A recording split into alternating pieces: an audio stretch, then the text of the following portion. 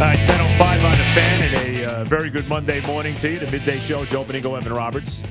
877-337-6666 is the phone number. We, of course, are here till 1 o'clock. CMB will come your way. Dove Kramer, Ernie Acosta on the other side of the glass. You tell me where you want to start today, because I am just so disgusted after watching that disgraceful game yesterday by the Jets. And I know the season's over, and I know they're better off losing and all of that. But, I mean, to blow that game the way they blew that game with the penalties, the horrible offense, the inability in the red zone, the play calling. I mean, it was disgusting yesterday. I can't even look at this guy anymore. And that Mike McCarthy is fired with 4 games to go, a guy who was 50 games over 500, won a Super Bowl and all of that. And maybe a lot of this has to do with Aaron Rodgers, who I think is a major diva, but that's another story. That's for the Packers to worry about. That this guy, they're going to let this guy finish the season is ridiculous. What good does it do letting this guy finish the season as coach of this team? Tell me what it does, because I don't get it. I don't get it. Well, I'll tell you this. Listening to the last 10 minutes of Boomer and Gio, Boomer made it seem like a little birdie told him Poles is out today. So you may get your wish. Well, let me see it. He didn't I will say do that, but it certainly was implied. I will do a dance. If that will be the highlight of what has not been a great year for me. That will be the highlight of the year if I find out that this incompetent head coach, who is one of the worst head coaches that the Jets have ever, and anybody's ever had, forget the Jets, anybody has ever had, he stinks. There is nothing else. And I got to hear again the guys in this locker room, I don't care who it is, defending the coach. You love playing for him because you could do whatever you want. That idiot Robbie Anderson, let me get another dumb 15-yard, unsportsmanlike conduct penalty. How many times have we seen that? Or what we saw on the last 2 minutes of this game, when a 3rd and 5 play would have gave them the win, when they're leading 22-19, and they pitched the ball to Marcus Cannon, and then I got it, who doesn't, of course, get the first down, and then I got to hear a first down, he got 0 yards nothing. Out of it. And then I got to hear Bowles say at the end of the game, well, we told Cannon, just make sure you don't go out of bounds, so they have to use another timeout, which means that they weren't even trying to get the first down. They wanted to punt and put that freaking 85 bad defense on the field, and then they go out there and 3 penalties that kill them. They offset what would have been a holding penalty on Tennessee, and I think it was Claiborne got a defensive hold. Oh, my God, to offsetting penalties. Then they sack him on 2nd down. The next play, they sack him for like a 10-yard loss. Oh, wait a minute. There's another illegal contact penalty. What? And then Mariota runs for like 25 yards, fumbles the ball, which they don't recover. It wouldn't have mattered anyway, because that other idiot, Trumaine Johnson, that was $72 million well spent. I don't want to hear about his pick 6 for a touchdown, big freaking deal. He grabs a face mask to give him another 15 yards. What a disgrace. Christopher Johnson, let's get it done now. This coach is incompetent. Incompetent. I can't even look at him anymore. And I want to apologize to my lovely wife Terry, who last night just knew that I was like beside myself in misery with this, because I can't take it anymore. Watching this is a disgraceful franchise. They've had horrible owners, whether it's Leon Hess, whether it's the Johnson brothers. The coaches have basically been disasters, just about all of them. But this guy is the worst, bro. He may be worse than Kotite. He's going to be the first Jet coach ever to have 3 straight losing seasons. And if they keep him and don't fire him today, he's going to have 3 straight losing seasons of 10 losses or more. What? And Mike McCarthy got fired yesterday. But Bowles is still here.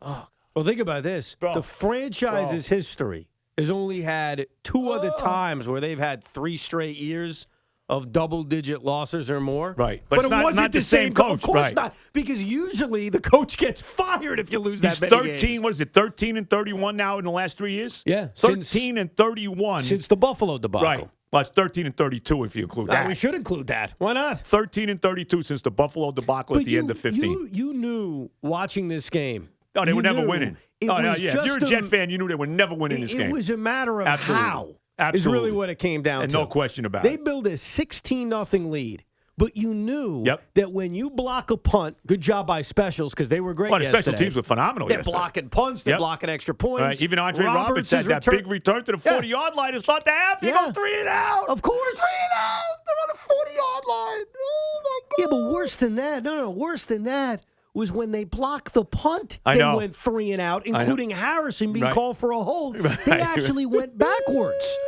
So as bad as what you described, you have the ball at the Tennessee 18-yard line. Well, and you go 3 and out, you move backwards, and Jason Myers bails everybody out by hitting the field goal. Tell me you didn't know that when who was it? Pierre Louis was his name? Pierre Louis. Who blocks the punt. When it wasn't picked up and running for a touchdown, you knew they weren't getting a touchdown. Of course not. You knew they were kicking a field goal. That was the story of the game. The story of the game is that they were set up constantly with good field position. Constantly. Whether it was a block punt or it was Andre Roberts returning one. Right, no question. And constantly the offense stalled out. And you know what really jumped out at me? They're up 16-6 in this game. Yep. They have the football. It's early third quarter. And Isaiah Crowell, great field position, by the way. 2 big runs back to back. Huge runs. Yep. They're set up at the Tennessee 17. Crowell just had 2 huge runs. And what does Jeremy Bates do? He drops McCown back to pass. What happens? He gets sacked. There was actually a hold on that call, and I think it was declined. Next play. Right. He drops back again, gets sacked again. So you just had these 2 big runs by Crowell. And look, if Sam Darnold's the quarterback, fine, let him throw. No, yeah. If yeah. McCown's the quarterback, clearly your intention is you're trying to win the game, right? That's your plan? Well, then why the hell are you not running the football with Crowell? Unbelievable. Well, that play calling was awful. Awful. The play calling, Jeremy Bates is terrible. I mean, this guy. We've had a lot of bad offensive coordinators with the Jets. He's right up there, maybe as worst as we've ever had. He's in the cat. You know what he is? He's in the running. You know why he's not? Because he's irrelevant. Well, he's an irrelevant offensive coordinator in what's turning out to be an irrelevant time. Yep. You know what I mean? You remember things when they matter. So you're going to remember the play calling of a playoff game against the Pittsburgh Steelers at Heinz Field. Right. You're going to remember that. Brian Schottenheimer. Jeremy Bates is a footnote in the dustpan of this horrible history. Yep. That's what he is. Yep. And that's what Todd Bowles will be. And as you pointed out, for you anyway, and Kotite was a disaster. I mean, there's no doubt about that. But to Leon, as his credit, he righted it quickly by bringing Parcells in here. And that's what has to be done now. You have to get a real, legit Mike McCarthy, of course, and I'm sure Cleveland wants him. You have to, because forget about John Harbaugh. They're going to probably win the division, the Ravens. Forget about it. I'm not forgetting about it. Now you're firing him. Jason La Canfora basically said it doesn't matter. He may be gone. It may be time to break it up anyway. Well, I'd be surprised if he gets fired, but certainly I would want him to if he's out there. But they have to bring that ilk of guy in here to try to save this franchise because they're in ruins right now. The Jets are in ruins. They are. And that's where they are, in ruins. If you are in the demographic age-wise of me, let's say 40 and under, so you have no recollection whatsoever about actually winning a Super Bowl. That doesn't even make sense. Bro. Our time period hasn't been that awful, believe it or not, right? Overall, it's been good. Like, at most, they'll go a couple of years missing the playoffs. Then they'll make the playoffs. Then they'll flame out. Then they'll hire. And it's always been like, a couple of bad years, then they're back. This is, and it's not even close. Not even close. The worst run that the Jets have ever had for our age of 40 or 45 and under. They're not only missing the playoffs every year, outside of that one, fart in the wind known as 2015. That's what I'll call it. It was a fart in the wind. Other than that, bro, they have sucked for years. No doubt. And the last 3 years have been the worst of it all. Oh, my God.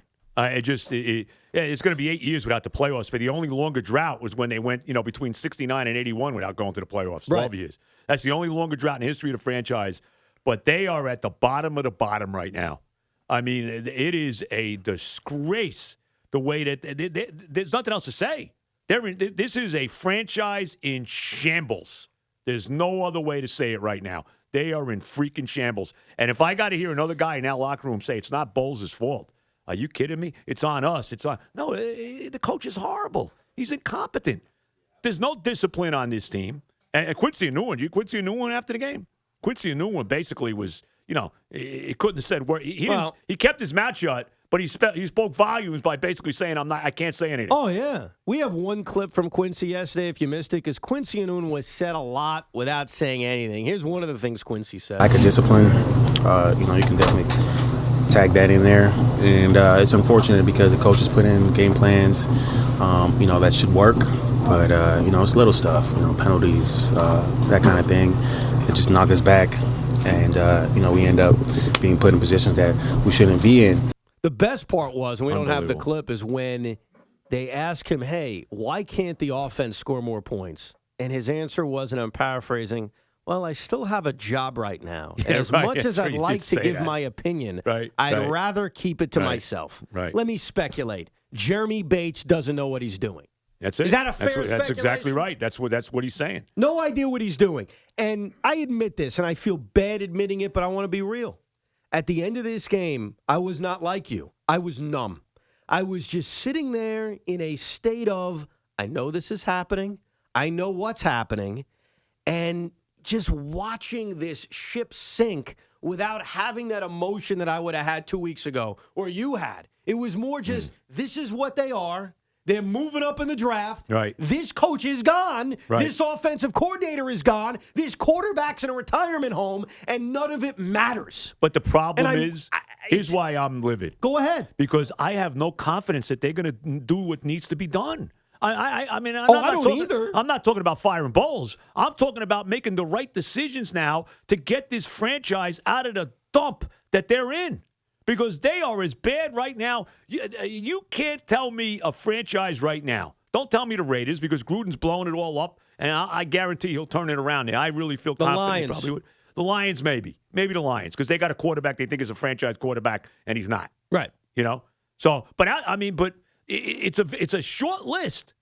And this franchise is in ruins right now. And ruins. The one thing, and this is why this season in so many ways is one of the worst seasons I've had as a fan.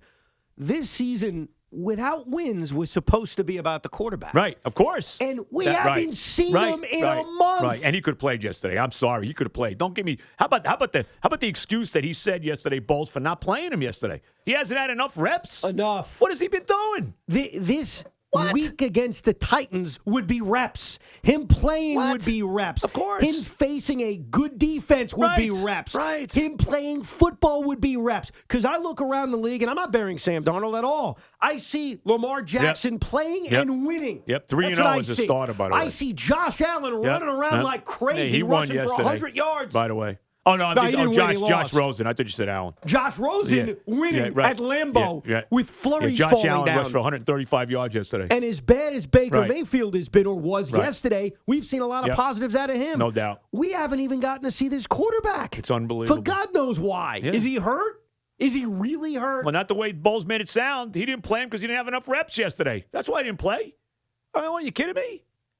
It's a disgrace. And like you said, now if you're not a Jet fan, you don't get it. Never for a second did I think 16-0, 19-6. I don't care what the score was. Never did I think they'll win in this game. No. Absolutely never. Never, never, never. They are below at this point in time. Christopher Johnson, you got to fire this guy today. There's no if the guy's, I'm sure he's a nice guy. If you like him that much, then do him a favor and get him out today. Why do you need this guy coaching the last 4 games of the season? It's only going to get worse. Why? You know what it's going to be like for the home games? I think I'm going to go to the Houston game. I'm wearing a bag. I'm getting a bag. No, I swear to God. I am wearing a freaking bag on my head. I am disgusted with this franchise that has given their fans nothing for half a century. Nothing. Horrible owners, horrible coaching, horrible quarterbacks over and over and over again. It is just disgraceful. Really, just complete incompetence from top to bottom with this franchise. They don't even have their own stadium. That's how bad they are. What a disgrace. It's a disgrace, bro. Here's the good really news. Mean it. Right now, they're picking third in the draft. No, I that know. Doesn't make you smile? Oh, yeah. And the way things are going? As soon as Bowles is fired, you will see a smile on my face. Yeah, but to your point, though, you don't have any confidence they're going to hire a great replacement. I don't. So what's the celebration? He's going to be fired. It's just a matter of when. Bro, that's all it is. I have no. They just know they're going to screw it up. They should be all over Mike McCarthy today. Mike, what do you want? How much is it going to cost to have you come to my team? Christopher Johnson should be on a plane to Green Bay or wherever McCarthy lives and sit down with the guy now before, like you said, Cleveland or whatever other team it is. decides they want to bring him in because he's getting a job immediately. Let's be honest, immediately. Well, there's potential for some very intriguing head coaches who've been to Super Bowls being available this offseason. We'll go through a few of them coming up. We'll get to the Giant game, which was just insane. Oh, my God. It was insanity that was a that crazy they game. somehow blew a 10-point lead. In the last 2 minutes. Yeah. Amazing. I thought what I witnessed on Friday night with the Nets blowing a 7-point lead with 30 seconds to go, I never thought that could be matched in football. I think the Giant collapse And they won the game. Except they won. They did win. Except they went to overtime and won the damn game.